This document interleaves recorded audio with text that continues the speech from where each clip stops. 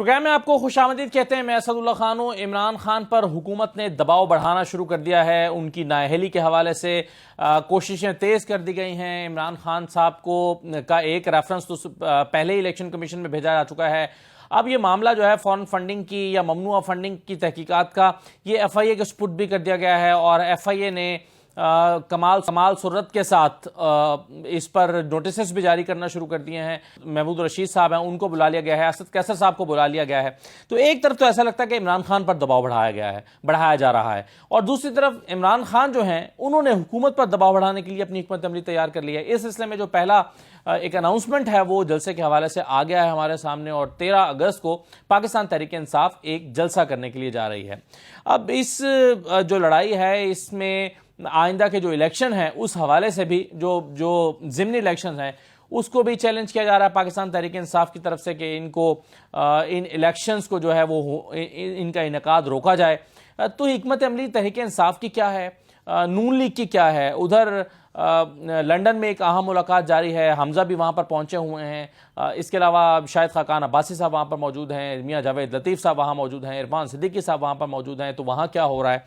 कई लीगल पहलू भी हैं इस सारे डिस्कशन के, क्योंकि पिछले 2-3 दिन के अंदर अंदर कोई 8-10 जो दरखास्तें हैं वो मुख्तलिफ अदालतों में गई हैं।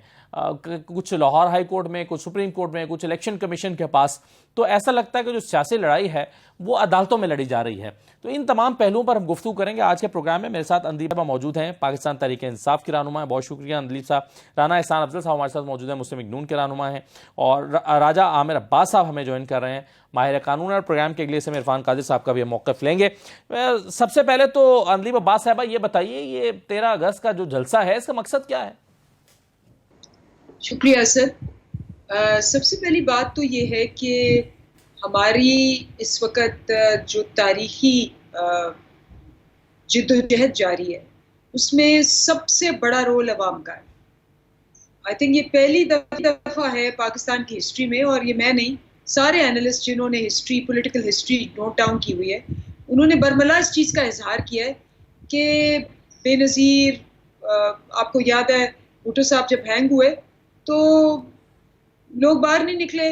उसके बाद जब नवाज शरीफ साहब डिस्क्वालीफाई हुए, वो मैंने क्यों निकाला वाली मुहिम की, वो 2 दिन बाद उनसे मतलब अकेली गाड़ी जा रही थी, तो वो सस्टेन नहीं कर सके। ये पहली दफ़ा है कि लोग खुद निकल रहे हैं और इतनी बड़ी तादाद में निकल रहे हैं जो पहले कभी देखा नहीं गया।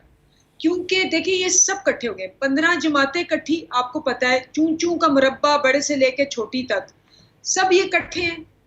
इनकी सोच इकट्ठी है, इनके मिशन इकट्ठे हैं, इनका पास्ट इकट्ठा है, इनकी करप्शन इकट्ठी है, इनका सर्वाइवल इकट्ठा है। तो ये इतने मजबूत कॉमन इनके ऑब्जेक्टिव्स हैं कि ये जो हम पहले शुरू में, याद हम कहते थे, खान साहब ने 11 साल पहले कहा था कि इकट्ठे हो जाएंगे और ये मुकमुका करते हैं और इनका कोई अलग, इनसे कोई नजरिया नहीं है। ये इकट्ठे हो गए, साथ आपने इदारे में ला लिए। लेकिन अंदलीब साहब ये चीजें ठीक हैं, लेकिन आपने तो अभी जो हिसाब देना है वो तो देना है ममनुआ फंडिंग का, जो अब आपसे FIA भी मांग रही है, बुलाना शुरू कर दिया है FIA ने। तो ऐसा लगता है कि आप ऐसे वक्त में दबाव बढ़ाने की कोशिश कर रहे हैं जब आपके अपने ऊपर दबाव आया है, उसको न्यूट्रलाइज करने के लिए आपने दोबारा वहां में जाने का फैसला कर लिया है। बड़ी जल्दी में ये फैसला हुआ है। हम ये पहले से शायद पाकिस्तान तहरीक इंसाफ का प्लान नहीं था, ये एक बस मीटिंग हुई और फैसला हुआ कि जी इसको हम अपना दबाव बढ़ाने के लिए हमें भी एक्टिविटीज करनी चाहिए। पहले तो मैं आपको तस्दीक कर दूं कि ये फैसला जो था ये तकरीबन कोई 3 महीने पहले था, क्योंकि ये हमने ही सबने मिलकर प्रपोज किया था कि इस दफ़ा हम 14 अगस्त को हकीकी आज़ादी मनाएंगे, मसनूई आज़ादी नहीं, जहां ये बादशाह आके और लुटेरे आके सारी चीज़ें अपने हाथ में करके इदारे में ला के, और अब तो माशाल्लाह इनके साथ सारे इदारे हैं, हर किस्म के इदारे हैं, ब्यूरोक्रेसी है, एस्टैब्लिशमेंट है, इनके साथ सब है। और जिस तरह से ये आके फिर लोगों की आज़ादी सल्ब करते हैं कि लोग बेचारे बिलक रहे हैं। 38% इन्फ्लेशन है, 38% इन्फ्लेशन है। पाकिस्तान की हिस्ट्री की सबसे ज्यादा इन्फ्लेशन 24% थी 2008-9 में जब पीपल्स पार्टी आई थी। इन्होंने इकट्ठे होकर उसको यहाँ तक पहुंचा दी। तो ये पहले का इरादा था। और उसके अलावा मैं दूसरी तस्दीक ये करूं कि हम तो अप्रैल से निकले हुए हैं। आपको याद होगा रमजान था, रमजान में तरावियों के बाद से लोग निकलना शुरू हुए और बगैर हमारे कहे लोग निकल रहे हैं। ये तो आपको पता ही है कि जिस रात वो असेंबली में इन्होंने एक फेक बिल्कुल इलेक्शन करा के पंजाब में हमें निकाला, हमने तो अभी अनाउंस भी नहीं किया था, लोग बाहर आ गए और लोग ऐसे बाहर आए कि वो ना आपके ना मेरे किसी की, वो जिसको कहते हैं ना वो अपनी रॉ में है। ये चीज जो अभी इनको समझ नहीं आ रही जी। नंबर 1 इनको समझ नहीं आ रही कि अवाम मेरे आपसे आगे निकल चुकी है। मैं बार बार कहती हूँ ये प्रोग्राम एंड होगा, असद तुम्हारा मेरा इन सब का ना उससे पहले वो चीजें लिख चुके होंगे। अच्छा ये समझते हैं ये वही बेवकूफ अवाम है जिसको 30 साल बेवकूफ बना के लूट के हम बाहर भाग गए। दूसरा आपने इनका खुद बता दिया कि इनका मसला क्या है, ये बाहर भाग जाते हैं। अच्छा इक्तदार में होते हैं तो होते हैं। नवाज शरीफ इक्तदार से निकला भाग गया, हमजा इक्तदार से निकला भाग गया, शहबाज शरीफ इक्तदार में सही है, बिल्कुल सही है। ये चलें, ये तो ये ठीक है, बिल्कुल सही है। इस पर लंदन में क्या हो रहा है इस पर तो बात करते हैं आगे, लेकिन मुझे पहले ये बताइए राना एहसान अफजल साहब, जब शहबाज शरीफ साहब का केस चल रहा था FIA कोर्ट में, स्पेशल सेंट्रल कोर्ट में, और अभी भी चल रहा है, उसमें जब पिछली हुकूमत के दौरान जब उनकी पेशियां होती थी, वो एक ही चीज़ बार बार शहबाज शरीफ साहब कहा करते थे जब वज़ीर आज़म नहीं थे कि जी ये रेप्लिका है, नैब में केस बनाया गया है, वही केस यहाँ पर FIA में बना दिया गया है। तो जब एक मामला एक जगह पर सुना जा रहा है तो वो दूसरी जगह पर क्यों सुना जा रहा है? बिल्कुल इसी तरह से एक तरफ हुकूमत यह फैसला कर रही है कि फॉरेन फंडिंग के या ममनुआ फंडिंग के हवाले से जो इलेक्शन कमीशन का फैसला आया है उसको लेकर सुप्रीम कोर्ट में जाएंगे, वहां पर डिक्लेरेशन देंगे और उसको बुनियाद बनाकर यह मामला वहां पर टेकअप किया जाएगा। यह फैसला प्रिंसिपल ही हो गया और वहां पर आप जा रहे हैं। दूसरी तरफ यही मामला FIA को भी दे दिया इंक्वायर करने के लिए। तो ये एक ही चीज इलेक्शन कमीशन ने फैसला दे दिया, उसको अब आपने कंक्लूड करने के लिए सुप्रीम कोर्ट के पास लेकर जाना है। मजीद FIA के पास आप क्या लेकर गए? बिस्मिल्लाहिर्रहमानिर्रहीम। देखें, इसमें बड़ी एक चीज़ क्लियर होनी चाहिए, ये कन्विक्शन है, इनके जो जुर्म है वो साबित हो चुके हैं। They are convicted on foreign funding from foreigners से, इन्होंने फॉरेन फंडिंग ली है, फॉरेन कंपनी से फॉरेन फंडिंग ली है, उसके बाद मिस डिक्लेरेशंस हैं, और फिर तीसरी जो चीज़ के जो ज़कात के पैसे जो फिलंथ्रापी के लिए लोग इनको देते थे वो इन्होंने सियासी मकासद के लिए जो इस्तेमाल किए, वो एक अलग एस्पेक्ट है। तो देखें FIA तो अब जो इनकी जो इलीगैलिटीज हैं, जो इन्होंने इलीगल कार्रवाई की है, उसके ऊपर जो है मेरा ख्याल है कि कार्रवाई करेगी। उसके ऊपर पाकिस्तानी लॉ के मुताबिक जो वायलेशंस इन्होंने किए हैं उसके ऊपर वो कार्रवाई करने जाएगी। बाकी जहां जो सुप्रीम कोर्ट की बात है वहां हमारा डिक्लेरेशन जाने का मकसद ये है कि अब इसको कंक्लूड करें। इनकी जो इन्होंने जो वायलेशंस की हैं उसका जो अगला स्टेप है कि इनको सजाएं सुनाई जाएं पाकिस्तानी कानून के मुताबिक। देखें, ये अभी अंदलीब अब्बासी साहब बड़ा हकीकी आज़ादी की बात कर रही थी, तो पाकिस्तानी अवाम जानती है, वो बेवकूफ़ नहीं है।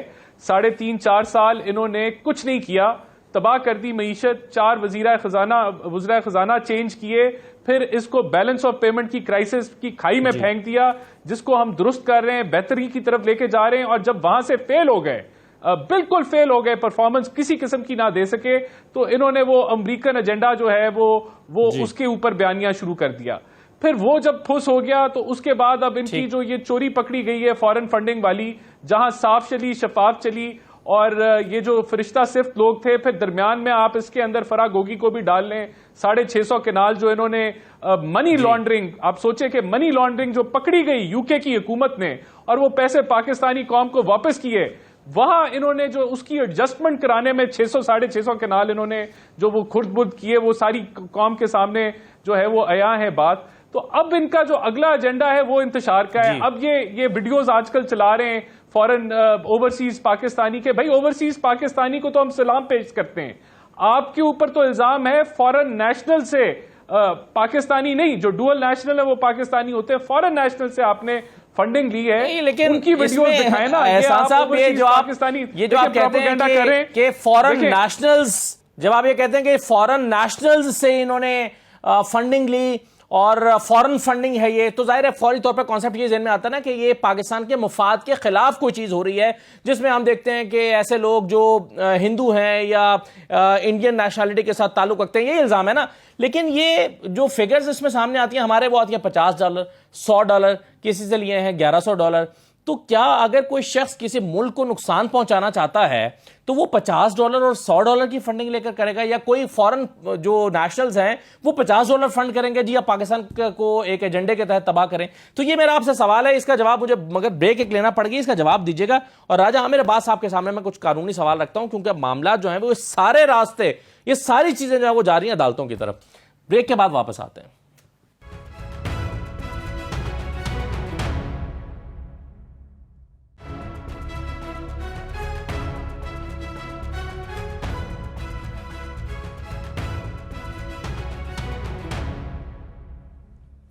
दोबारा आपको खुशामदीद कहते हैं। राजा आमिर अब्बास साहब, ये बताइए, एक तरफ तो अभी राना एहसान अफजल साहब कह रहे थे कि जी ये कन्विक्टेड हैं, साबित हो चुका है कि इन्होंने फॉरेन फंडिंग ली है, फॉरेनर्स से फंडिंग ली है। दूसरी तरफ जो टास्क दिया गया है एफआईए को, आपकी अंडरस्टैंडिंग क्या है? एफआईए ने क्या करना है? एफआईए को क्या टास्क दिया गया है एडिशनली?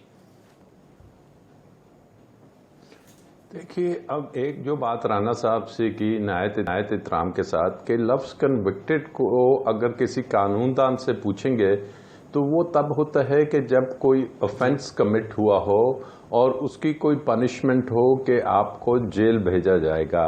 उसमें चार्ज फ्रेम होता है, उसमें एविडेंस आता है, उसमें क्रॉस एग्जामिनेशन होता है, and finally the court gives the verdict कि the offence has been proven and he is found guilty and he is convicted for sentence जो भी उसको दी जाती है। तो ये कोई इस किस्म का केस तो था नहीं, इसमें सिंपली एक तरह का ऑडिट था कि जनाब ये जो फंड्स आए हैं, आप हमारा जो पॉलिटिकल पार्टीज एक्ट है उसके 2002 का, उसके तहत देखिए कि ये किस किस्म के फंड्स हैं।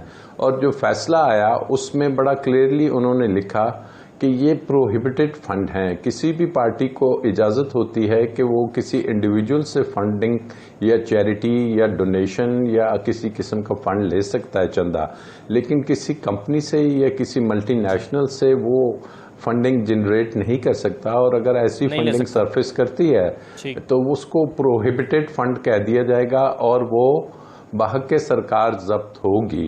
और नंबर 2, जो फॉरेन फंडिंग का नाम बार बार लिया जा रहा है, वो उस फैसले में A to Z तक कहीं लफ्ज़ फॉरेन फंडिंग का इस्तेमाल नहीं हुआ है।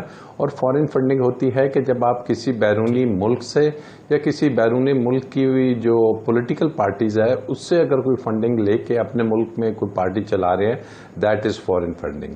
अब जहाँ तक रहेगी बात आपने FIA की, तो FIA तो पास किसी किस्म की जुरिस्डिक्शन नहीं है इस चीज़ को प्रोब करने की या इसकी इन्वेस्टिगेशन करने की। एंड नंबर 2, आपके इल्म में है कि इलेक्शन कमीशन ने एक शोकाज दिया है इस पार्टी को कि बताइए कि क्यों ना ये जो प्रोहिबिटेड फंड हैं इन्हें बाहक के सरकार जब्त कर लिया जाए। अभी तक वो इस नतीजे पे नहीं पहुंचे कि हम इन्हें जब्त कर सकते हैं। एक मौका दिया गया है कि वो साबित करें कि इनको जब्त किया जा सकता है या नहीं। उसके बाद फाइनल डिसीजन आएगा कि जी ये प्रोहिबिटेड थे तो जब्त कर लिया जाएगा, नहीं थे अगर PTI ने साबित कर दिया जैसे ये लोग अगर ये सुप्रीम कोर्ट में मामला चला जाता है, इसको चैलेंज कर दिया जाता है इस फैसले को, जैसे पाकिस्तान तहरीक इंसाफ करने वाली है, तो राजा आमिर अब्बास साहब, आप फिर इसका सुप्रीम कोर्ट में क्या स्कोप देखते हैं? या आपको क्या लगता है कि किसका केस मजबूत है, तहरीक इंसाफ का या जो इलेक्शन कमीशन ने जो अपनी ऑब्जर्वेशन, इलेक्शन कमीशन की तरफ से जो ऑब्जर्वेशन दी गई हैं और जो हुकूमती जमात ने अपना मौक़िफ़ इख्तियार किया है, आपको किसका केस ज़्यादा मजबूत दिखाई देता है? देखिए, ये तो चैलेंज होगा हाई कोर्ट के सामने, और गालिबन इस्लामाबाद हाई कोर्ट के सामने पता नहीं पिटीशन डाल दी है या नहीं डाली इलेक्शन कमीशन का, और उधर यही एविडेंस लाया जाएगा कि जिन लोगों के बारे में आप कह रहे हैं ये तो पाकिस्तानी हैं, डुअल नेशनल्स हैं, जिनको आपने फॉरेनर शो कर दिया है, तो एक तो ये उसमें से माइनस हो जाएंगे। फिर आप देखिए कि ये टोटल केस कितने का है। अगर उस जजमेंट किसी ने पढ़ी है तो टोटल केस 31 करोड़ रुपए का है। और मुझे हैरानी होती है कि इस मुल्क की जो सबसे बड़ी जमात है जिसने 155 सीटें ली पहले जनरल इलेक्शंस में, फिर हालिया 17 जुलाई को जो बाई इलेक्शंस हुए पंजाब में 20 में से 15 सीटें ली, 31 करोड़ रुपए की बात हो रही है, वो भी प्रोहिबिटेड फंड की बात हो रही है। तो ये किस किस्म का बैन है या किस किस्म का रेफरेंस हुकूमत बनाएगी। हुकूमत के लिए भी रेफरेंस बनाना इतना आसान नहीं है। हुकूमत को जो एलिगेशंस हैं, और सबसे इम्पोर्टेंट एलिगेशन है कि उन्होंने ये बताना है कि कहीं ये पार्टी पाकिस्तान की सोवरेनिटी और इंटेग्रिटी के काम तो नहीं कर रही जुरिसडिक्शन भी नहीं बनती के। राइट सर, बिल्कुल सही है। चलिए मैं इस पर मजीद बात करता हूँ। इरफान काजी साहब मेरे साथ मौजूद हैं। एक दो चीजें मैं उनसे पूछूं। राइट सर, कौन से कानून में? जी सही है। इरफान कादिर साहब, एक तो सर पहले ये बताएं कि जो फैसला था सुप्रीम कोर्ट का दोस्त बाजारी साहब की रूलिंग के हवाले से, उसको चैलेंज करने का फैसला किया गया है, उस पर जो है उसकी नजरसानी की दरखास्त तैयार कर ली गई है। तो इसमें क्या दोनों चीजें चैलेंज हो रही हैं? ये जो बुनियादी फैसला है वो भी रूलिंग जो मुस्तरद की गई थी, और साथ में जो फुल कोर्ट बनाने की जो दरखास्त थी, वो दोनों को चैलेंज किया जा रहा है? देखिए, फुल कोर्ट बनाने की जो दरखास्त है वो तो देखा जाए तो वो तो उन्होंने मानी ही नहीं। उसके बाद केस डिसाइड कर दिया। तो वो तो इन अ वे देखा जाए तो वो तो इंफ्रक्चर्स होगी उस हद तक कि वो जिस केस के लिए कह रहे थे फुल कोर्ट, वो केस तो उन्होंने बगैर फुल कोर्ट के खुद ही डिसाइड कर दिया। ठीक है। अब रही बात आइंदा के रिव्यू उनके पास ना लगे, उन जज साहिबान के पास, तो वो तो रिव्यू में चूंकि सफिशिएंट कॉज जब आप लिखते हैं और उसमें अगर बायस जो है floating on the face of the record हो या ग्रॉस लीगल एरर्स हो, तो वो पॉइंट जो है आप उसमें रिव्यू में ले सकते हैं। और वो जजेस ये सुनेंगे नहीं रिव्यू, मेरा नहीं ख्याल कि यही जजेस सुनेंगे इतने पैशनेटली। अगर ये सुनेंगे तो उसमें मैं समझता हूँ इरफान साहब, आमतौर पर जो नजरसानी होती है वो सेम बेंच के सामने लगती है, आमतौर पर तो शायद यही होता है। ये बड़ी ज्यादती है। ये सुप्रीम कोर्ट के रूल्स में भी तब्दीली आनी चाहिए, और इस केस में तो बिल्कुल जरूरी नहीं है। ये it's not an absolute rule. तो आप क्या चाहेंगे सर कि पहले रूल्स में तब्दीली हो फिर आपका केस सुना जाए? नहीं, आप समझे नहीं है। रूल के होते हुए भी अगर बायस का बीच में एलिमेंट आ जाए तो डेफिनेटली वो लार्जर बेंच को भेजा जा सकता है। वो रूल जो है वो बाइंड नहीं करते सुप्रीम कोर्ट को। Rule making authority supreme court है। Supreme court can always devise a better procedure. तो आप पहले ये दरखास्त भी दायर करेंगे कि जी इसको ये जो नजरसानी है ये सेम बेंच ना सुने बल्कि लार्जर बेंच सुने, और लार्जर बेंच या फुल कोर्ट? लार्जर भी सुन ले, फुल कोर्ट भी सुन ले। ये मामला वैसे तो मैं समझता हूँ फुल कोर्ट के सुनने का है, और वहां पे उन्होंने ऑर्डर में लिख दिया है कि जी हमारे पास तो कोई पॉइंट ही नहीं था, हम बहस ही नहीं कर सके। हमने तो इस पॉइंट को बड़ा थ्रेश आउट किया। यानी मेरा एक पॉइंट ही बहुत काफी था जब मैंने कहा था कि पाकिस्तान की हिस्ट्री में कभी इतना large scale boycott from large segment of political parties of Pakistan कभी नहीं हुआ। ये बजाते खुद जहां तक रिकूजल का ताल्लुक है किसी भी बेंच का या फुल कोर्ट बनाने का, तो ये तो छोटी सी इतनी सी भी बात कर दीजिए तो कम से कम वो जज तो कभी भी नहीं सुनते। तो इसमें डेफिनेटली ये लार्जर बेंच जो है वो बनेगा। ये हो ही नहीं सकता कि तो सर आप अब क्या दरखास्त लेकर जा रहे हैं कि आपकी नजरसानी की दरखास्त लार्जर बेंच सुने या फिर फुल कोर्ट सुने? सबसे पहली चीज तो ये होगी, जब भी दरखास्त हम फाइल करेंगे, अभी तो मुझे इंस्ट्रक्शंस नहीं है, जब मुझे इंस्ट्रक्शंस मिलेंगी, रिव्यू तो मेरा दूसरे दिन ही तैयार हो गया हुआ था। ठीक, जब भी मुझे इंस्ट्रक्शंस मिलेंगी हम उसको फाइल करेंगे, और उसमें ये जो हमें जो बायस का जो एलिमेंट नजर आया और कुछ जो ऑर्डर्स उन्होंने किए हैं उस दौरान में, जो कि ऑर्डर्स जो है वो सही नहीं है फैक्चुअली, ठीक, तो उनको भी हम सफिशिएंट कॉज के तौर पर और ग्रॉसेस्ट एरर्स के अंदर हम लेके आ रहे हैं।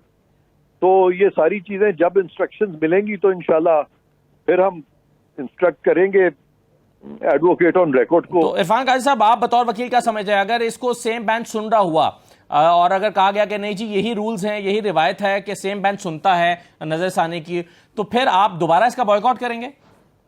देखिए, मैंने तो जिंदगी में नहीं कभी बॉयकॉट किया। मेरे लिए वकला ने बॉयकॉट किया है जजेस का, मैंने कभी नहीं बॉयकॉट किया किसी कोर्ट का। सही है, ये फैसला आपका नहीं है, सियासी फैसला था। बिल्कुल सही है। अब सर मुझे मुख्तसरन ये बता दें इरफान काजी साहब कि ये जो ममनुआ फंडिंग वाला केस है, जो इलेक्शन कमीशन ने एक अपना फैसला दिया, इसको FIA भी अब जो है वो उसने प्रोब करना शुरू किया है। राजा आमिर अब्बास साहब कहते हैं कि FIA की जुरिसडिक्शन नहीं बनती, आपकी राय क्या है इस पे? देखिए, मेरी राय ये है कि पाकिस्तान में हमें चाहिए कि हम एक एवोल्यूशनरी फेज से गुजरे हैं। जितनी भी पॉलिटिकल पार्टीज हैं वो ये कोशिश ना करें कि दूसरी पॉलिटिकल पार्टी जो है उसको एक्सक्लूड कर दिया जाए आने वाले इलेक्शंस में। ठीक। तो ये मैं हमेशा से कहता आ रहा हूँ, बड़े सालों से कह रहा हूँ। पिछली जो पॉलिटिकल पार्टीज थी माजी में, उनकी यही कोशिश थी कि अपने पॉलिटिकल राइवल्स के खिलाफ केसेस बनते जाएं जी, और वो सर ना उठा सके और उनको इलेक्शंस में वॉक ओवर मिल जाए। तो आने वाले दिनों में किसी को भी वॉक ओवर नहीं मिलेगा इंशाल्लाह। और मैं समझता हूं कि खान साहब जो है, जब उनके खिलाफ vote of no confidence table हो गया था और उन्होंने उसको रोकने की कोशिश की जी, और सुप्रीम कोर्ट को सूरी साहब की रूलिंग पे लिखना पड़ा कि इन्होंने कॉन्स्टिट्यूशन से फ्रॉड किया है जी, और इन्होंने ग्रॉसली कॉन्स्टिट्यूशन को वायलेट किया है, तो काश के उनको इतना लिखना पड़ता सुप्रीम कोर्ट को और ये ऑपोजिशन में बैठ जाते। अगर ये ऑपोजिशन में बैठ जाते, ये सारी नौबत ही ना आती। ठीक। ऑपोजिशन में बैठ के कानून साजी करते और कानून साजी के जरिए अदालतों को तश्कीलें नौ करते और एहतसाब के जो कवानीन है उनकी भी तश्कीलें नौ करते, ताकि आने वाले जो इलेक्शंस हैं, मैं समझता हूं कि अगर जनरल मुशर्रफ की सेहत ठीक है जी, वो आए, वो भी इलेक्शन लड़े। मियां साहब के खिलाफ जो फैसले थे, मैंने कई सालों से कह रहा हूं, उनको रिविजिट करना चाहिए। ठीक है। उनको भी पार्लियामान जो है एक जुम्बिश कलम से खत्म कर सकती थी, वो भी इलेक्शन लड़े और खान साहब भी इलेक्शन लड़े। बिल्कुल सारे इलेक्शन लड़े। बिल्कुल सही है, लेकिन इसकी स्ट्रैटेजी शायद ये बनाई जा रही है कि पहले इमरान खान को भी नाअहल किया जाए और जब दोनों नाअहल हो जाएं तो फिर दोनों को कन्विंस किया जाए कि अब आप चूंकि दोनों नाअहल हैं तो दोनों लड़ना चाहते हैं तो फिर दोनों लड़ेंगे, लेवल प्लेइंग फील्ड मिलेगा दोनों को। तो शायद पॉलिटिकल स्ट्रेटेजी अब ये बन रही है। लेकिन अंदीप साहबा, अब ये जो पॉलिटिकल स्ट्रेटेजी आप फरमा रहे हैं, ये तो सियासतदानों का काम है जी, हमारा तो काम नहीं, मेरा सवाल ही आपसे है भी नहीं, ये तो मैंने कमेंट पास किया।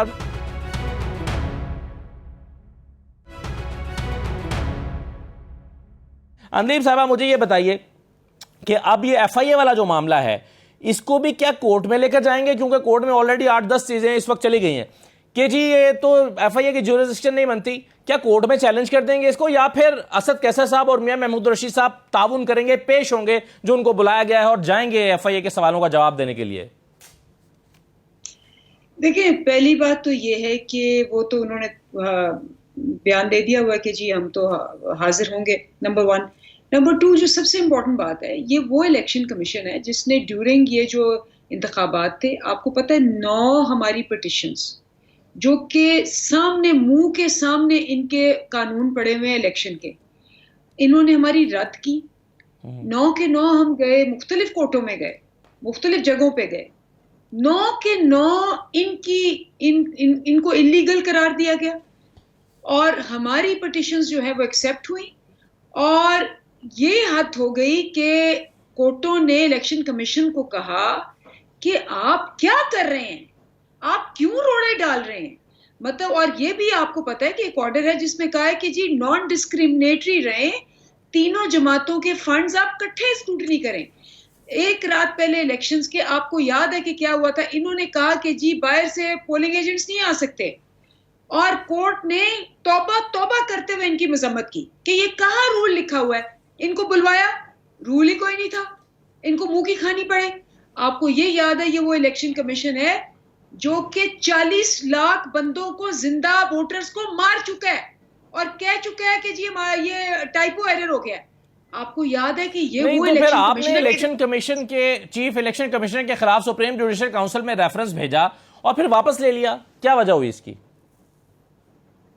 मैं एक्चुअली उसकी लीगैलिटी को नहीं जानती, लेकिन मुझे पता है कि उसमें इतनी सारी चीजें और आ गई हुई हैं कि वो केस जो है वो ओवरलोडेड है, तो शायद उन्होंने उसमें ऐड करना हो, but I am not privy to the legality of it. ये मुझे पता है कि हर रोज इलेक्शन कमिश्नर के ऊपर इतना मटीरियल आता है। फॉर एग्जाम्पल, आपको पता है जिन ओवरसीज पाकिस्तानियों के इन्होंने रिवील कर दिए नाम, पते, पैसे, उन्होंने केस कर दिया इलेक्शन कमीशन पे, प्राइवेसी वायलेशन का और डेफामेशन का केस किया है कि जी हम तो, हमारे पास नाइकॉप भी है, ये भी है, आप किस तरह हम पे इल्जाम लगा रहे हैं। और इलेक्शन कमीशन को पूरे ओवरसीज पाकिस्तानियों ने आई वोटिंग पे, ये कभी हुआ ही नहीं। ये देखिए, ये जो कुछ हो रहा है, और मैं कहती हूँ थोड़ी सी शर्म हो, थोड़ी सी आओ, थोड़ी सी गैरत हो, तो ये कब के रिजाइन करके होते। अब ये है कि इन्होंने अपना जो है ना वो कोई 4000 की सिक्योरिटी और मंगवा ली है। आप क्या सिक्योरिटी की अपनी बढ़वा रहे हैं जब आपकी हरकतें ऐसी हैं कि ना आप कहीं अदालतों को मुंह दिखाने के काबिल हैं, ना आप ओवरसीज पाकिस्तानियों को मुंह दिखाने के काबिल हैं। आप 40 लाख वोटर पाकिस्तान के जाके उनको पता लगता है कि हम मर चुके हैं, वो आपको बख्शेंगे? मुझे बताएं, वो बख्शेंगे आपको? 40 लाख घरों के घर आपने मार दिए। कितना शौक लगा होगा उनको कि किसी का बाप, किसी की माँ, किसी की बहन।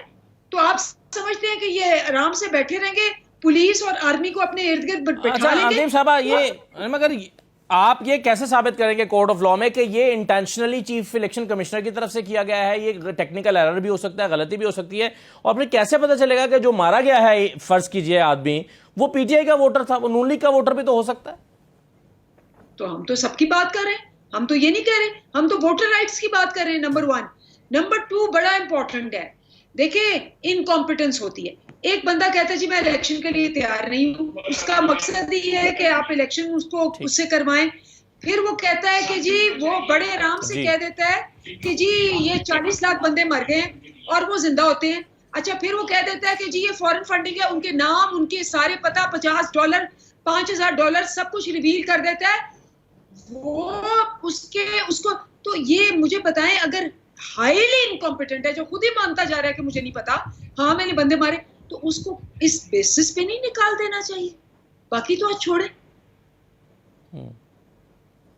ठीक है, तो आप फिर दोबारा जा रहे हैं सुप्रीम जुडिशियल काउंसिल के पास, या फिर वो जो एक ओवरसीज पाकिस्तानी असलम मलिक हैं, उन्होंने जो रेफरेंस भेज दिया उसी पर आप इक्तफा करना चाहेंगे? इस वक्त तो मैं आपको बताऊं, ये ना पीडीएम को अंदाजा है, वो मानने को तैयार नहीं है, और ना चीफ इलेक्शन कमिश्नर को और ना न्यूट्रल्स को पता है। इस वक्त पीटीआई से बढ़ के लोगों ने अपने हाथ में ले ली है। इनको एक ने डेफेमेशन केस करना है इलेक्शन कमीशन पे, इन पे प्राइवेसी केस होगा, इन पे वोटर राइट्स पे केस होगा, इन पे इतने केसेस होने हैं कि मैं हैरान हूं। अगर टीवी पे अब भी कोई इनको डिफेंड करता है तो वो वाकई, मैं क्या कहूं उसको, कि मेरा ख्याल है उसको ना दर्द महसूस है पाकिस्तानियों का, ना वो अंधा है, या वो अंधा है या वो बहरा, उसको नजर नहीं आ रहा कि बेड़ा गर्क हो गया हर चीज का। क्या वोटर, क्या वोट, क्या वोटिंग प्रोसेस, मुझे बताएं किसने लिखा हुआ है? बिल्कुल सही है, चले ये लिखा हुआ है इन्होंने इलेक्शन कमीशन सही है, चले बिल्कुल सही है। 2-3 चीजें आपने उठाई हैं, मैं राना एहसान साहब के सामने ये सवाल रख देता हूं जरा, जो आपने 2-3 चीजें उठा दी हैं। मुझे राना साहब एक तो पहले ये बताएं कि आप की स्ट्रैटेजी इस वक्त दिखाई ये देती है, या खबर ये है, या थ्योरी ये है, या एक कहना चाहिए एक तासुर ये है कि आप ये समझते हैं कि अगर नवाज शरीफ की नाअहली को ख़त्म कराना है तो उसका फिर स्ट्रैटेजी उसके लिए यही बनाई जाए कि इमरान खान को भी नाअहल किया जाए, और फिर इमरान खान टेबल पर बैठेंगे और कहेंगे ठीक है, अगर मेरी भी ख़त्म करें नाअहली और मैं नवाज शरीफ की भी ख़त्म करने के लिए तैयार हूँ। क्या ये हिकमत अमली तैयार की गई है? नहीं, ऐसी कोई जो है वो प्लान नहीं कोई तैयार किया गया। मुझे पहले भी बात मुकम्मल नहीं करने दी। देखें, मैं आपको बताना चाहता हूं कि ये जो इलेक्शन एक्ट 212 है, वो आपको बताता है कि डिसोल्यूशन ऑफ पार्टी जो है वो 3 चीज़ों पे हो सकती है। अगर पार्टी फॉरेन फंडेड हो, एक, या और का लफ्ज इस्तेमाल हुआ है, या operating prejudicial to the sovereignty और इंटेग्रिटी, या वो टेररिस्ट एक्टिविटीज में जो है इन्वॉल्व हो, तो या है। और फॉरेन फंडिंग को डिफाइन किया हुआ है कि financial support from foreign government, और पॉलिटिकल पार्टी जो है वो फॉरेन कंट्री की कोई सपोर्ट करे, और any portion from foreign nationals. तो पहले तो ये चीज तय हो गई कि any portion from foreign nationals जो है वो हो गया। दूसरा, देखें, इसके अंदर ये भी जो फाइनेंशियल टाइम्स का, चाहे वो 50 या 100 डॉलर क्यों ना हो, सही है, टेक्निकली बात जो है वो, क्या किसी ने अगर $50 भी दिए हैं तो टेक्निकली वो ना जी। असवद ऐसे नहीं है, असवद ऐसे नहीं है। $2 मिलियन तो एक फॉरेन नेशनल और गवर्नमेंट ऑफिशियल ने जो है वो फंडिंग की है, जो फाइनेंशियल टाइम्स जिसका वो जिक्र करता है। तो इसको इतना सिंप्लीफाई ना करें, ये इतनी सिंपल बात नहीं है। और दूसरा, मेरी बहन जो ये इतना अटैक कर रही थी ईसीपी को, इनसे पूछें कि वो फवाद चौधरी ने कहा जो फाइनेंशियल टाइम्स ने जिसका जिक्र किया है, वो इलेक्शन कमीशन के फैसले में भी है। देखिए भाईजान, मुझे मुकम्मल कर लेने दें जी। देखिए, मुझे प्लीज मुकम्मल कर लेने दें।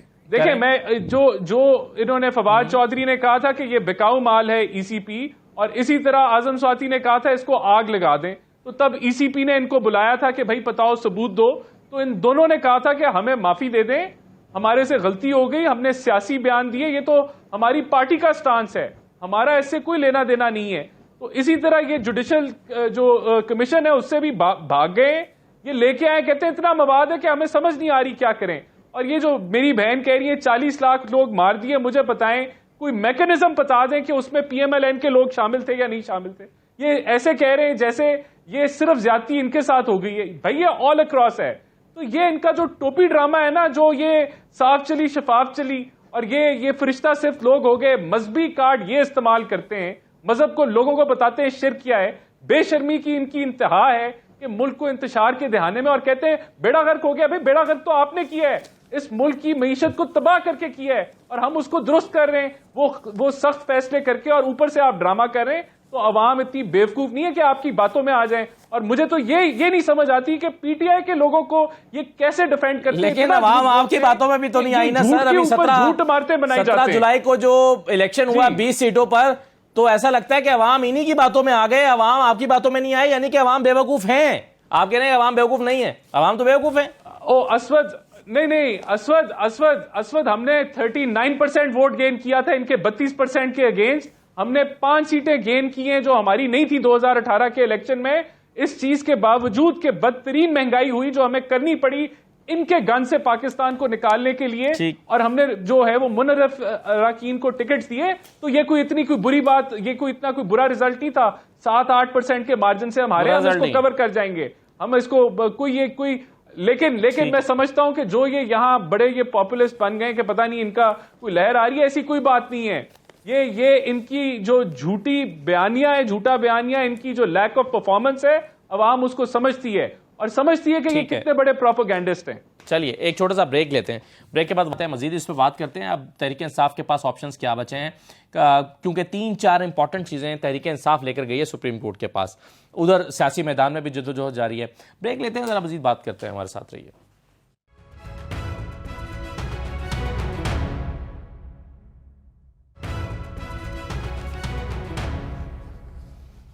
दोबारा आपको खुशामदीद कहते हैं। अदलीब अब्बास साहब, आपने कहा कि 13 को जो जलसा हम कर रहे हैं इसका 3 महीने पहले फैसला किया था, अब ऐलान हुआ है, लेकिन क्या एक और फैसला भी हो चुका है जिसका ऐलान होना बाकी है कि 13 तारीख को जो आप जलसा कर रहे हैं उसमें कितने दिन का अल्टीमेटम इस हुकूमत को दे रहे हैं? ये तो अब आपको, अगर हमने 3 महीने बाद बताया तो आप समझते हैं कि मैं अभी बता दूंगी।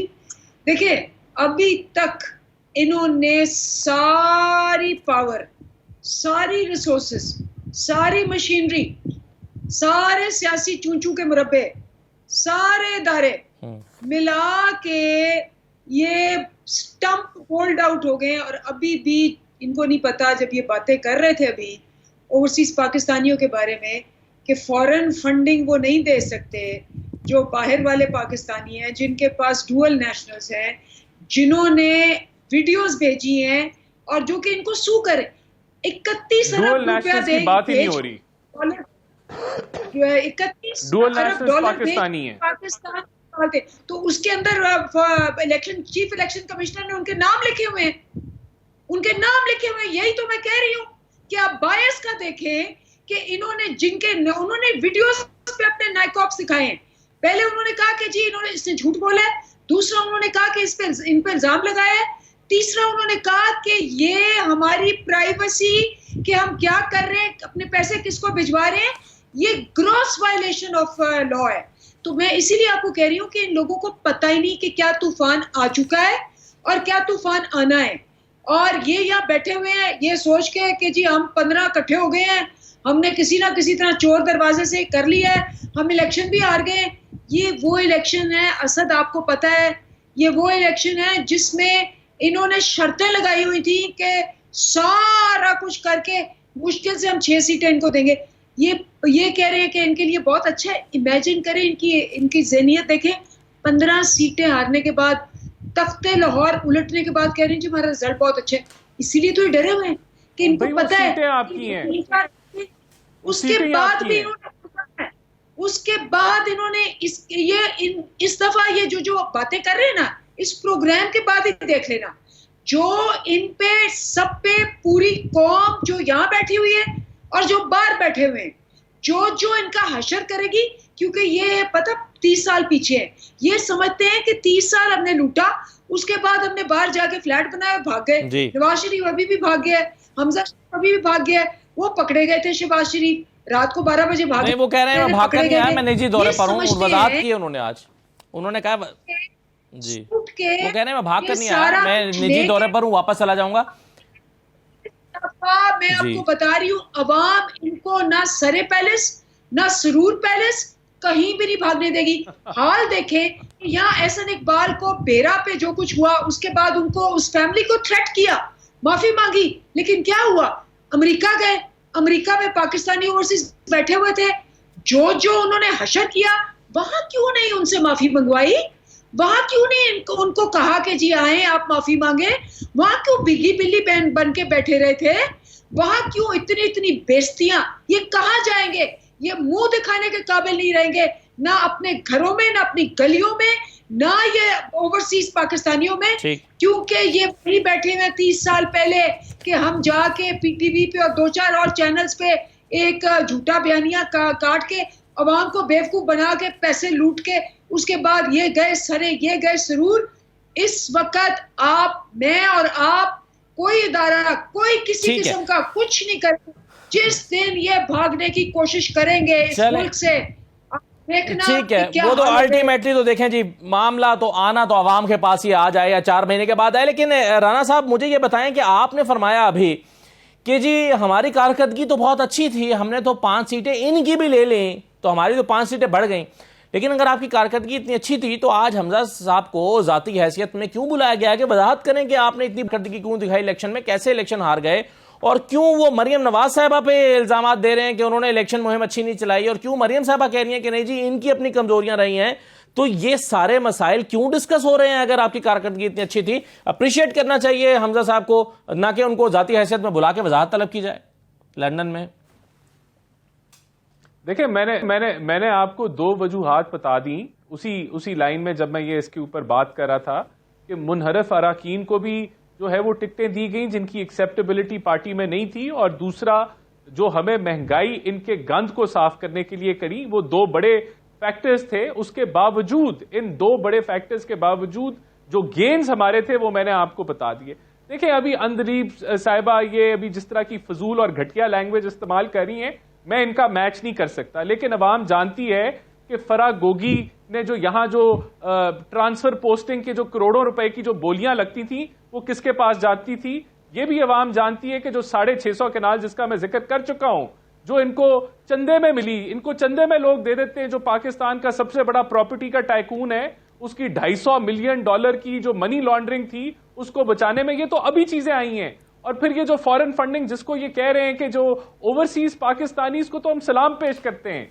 या आपके हर चीज में जो एक घटिया प्रोपेगेंडा आप करते हैं उसका जो है वो नहीं, मगर ये देखिए ना राना साहब, ये जो आप इल्जामात आयद कर रहे हैं इसके लिए आपके पास फोरम है कि नहीं देखिए, नहीं मेरा सवाल ये है कि देखिए आपके पास ये फोरम है कि आप नैब में चले जाएं, रेफरेंस बनाएं, आप FIA में रेफरेंस बनाएं इन खसूसी चीजों का, क्योंकि जब ये तहकीकात FIA ने हमजा शहबाज पर की थी और हमजा साहब से पूछा था कि आपके अकाउंट में पैसे कहां से आए, तो उसका जवाब उन्होंने दिया था कि जिसने भेजे भाई उससे पूछें कहां से आए, मुझे तो नहीं पता कहां से आए।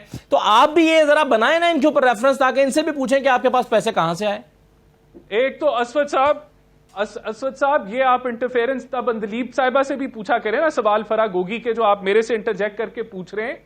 लेकिन मैं आपको इसका जवाब भी दे देता हूं, हम लोगों के ऊपर हीरोइन डाल के उनको जेलों में नहीं डाल रहे, और ना हम लोगों को जो है वो जिस तरीके से 2-2 साल जो है वो बगैर किसी सबूत के लोगों को जेलों में नहीं डाल रहे। इनके ऊपर 8 साल लगे हैं फॉरेन फंडिंग का केस साबित होने के अंदर, और ये गिल्टी पाए गए हैं उसके अंदर। तो ये यहां भी ये चीजें हो जाएंगी, लेकिन हमें कोई जल्दी नहीं है कि हम ज्यादती करें या पॉलिटिकल विक्टिमाइजेशन करें जिस तरह से इन्होंने की पूरी लीडरशिप के साथ, और कुछ साबित नहीं कर सके।